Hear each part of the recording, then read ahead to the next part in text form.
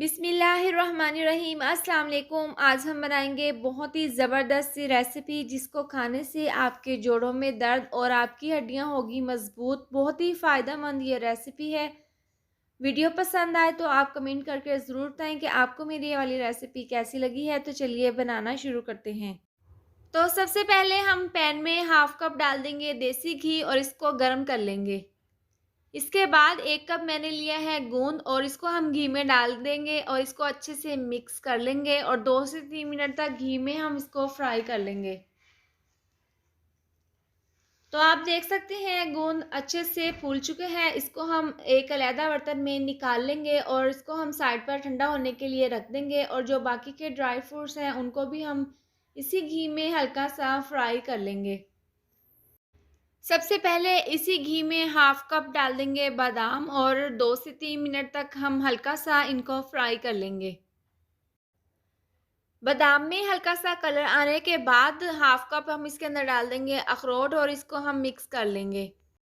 और साथ ही half cup डाल देंगे काजू और इसको हम हल्का सा मिक्स कर लेंगे। ज़्यादा हमने यहाँ पर इनको फ्राई नहीं करना, बस 2 से 3 मिनट तक हम इनको फ्राई कर लेंगे ताकि जो ड्राई फ्रूट्स के अंदर हल्की सी नमी होती है वो दूर हो जाए। तो इस तरह से मिक्स करने के बाद हम इसके अंदर डाल देंगे 4 चम्मच सफ़ेद तिल और इसको मिक्स कर लेंगे। और साथ ही इसके अंदर हाफ़ कप डाल देंगे चारों मगज़ और इसको हम मिक्स कर लेंगे। नीचे से आँच हमने बिल्कुल स्लो रखी हुई है क्योंकि हमने इनको हल्का सा फ्राई करना है, ज़्यादा हमने यहाँ पर डार्क नहीं करना। इस तरह से मिक्स करने के बाद 1 कप हम इसके अंदर डाल देंगे कोकोनट पाउडर और इसको हम मिक्स कर लेंगे। इसके साथ ही अगर आपको मेरी ये वाली वीडियो पसंद आए तो आप इसको लाइक और शेयर करें। चैनल पर नई है तो इसको सब्सक्राइब कर दें और साथ दी हुई बेल को भी प्रेस कर दें। तमाम ड्राई फ्रूट्स को कोकोनट पाउडर के साथ हमने अच्छे से फ्राई कर लिए हैं और आप देख सकते हैं ज़्यादा हमने यहाँ पर डार्क नहीं किया, हल्का सा हमने इनको फ्राई किया है और जो कोकोनट पाउडर हमने इसके अंदर डाला था उसमें भी हल्का सा कलर आ गया है। तो ये ज़बरदस्त सा हमारा ड्राई फ्रूट्स का मिक्सचर तैयार है। इसको हम साइड पर ठंडा होने के लिए रख देंगे। और जो गूंद हमने फ्राई करके रखा था वो अच्छे से ठंडा हो गया है। इसको हम मिक्सी जार में डालकर इसका पाउडर तैयार कर लेंगे। तो गूंद का ज़बरदस्त सा पाउडर हमने तैयार कर लिया है। इसके बाद जो ड्राई फ्रूट्स का हमने मिक्सचर तैयार किया था उसके हम 2 से 3 चम्मच इसके अंदर डाल देंगे और साथ ही छोटी सब्ज़ इलायची 5 से 6 इसके अंदर डाल देंगे और इसका हम पाउडर तैयार कर लेंगे।